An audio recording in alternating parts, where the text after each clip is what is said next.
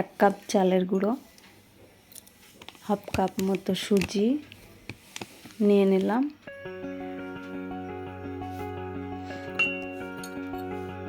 তারপরে এটাকে ভালো করে মিশিয়ে নেব।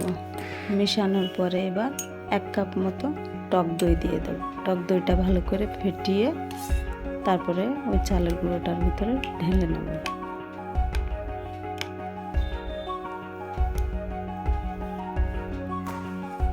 এবার একটু লবণ দিয়ে দেব। লবণ দিয়ে বেশ শুকনো গুঁড়োটাকে বেশ ভালো করে মিশিয়ে নেব।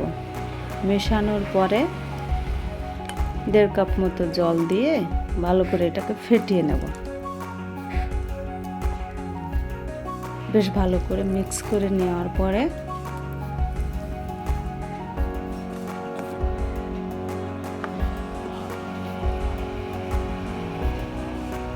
পাঁচ মিনিট মতো এবার ঢেকে রেখে দেব।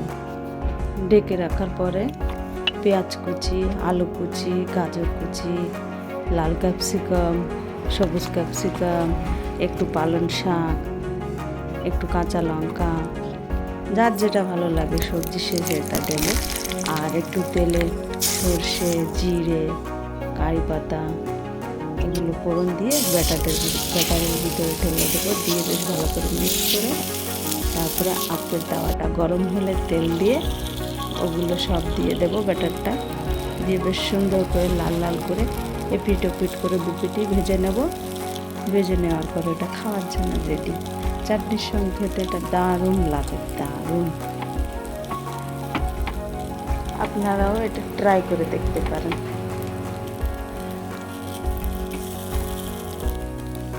এত সুন্দর লাগে।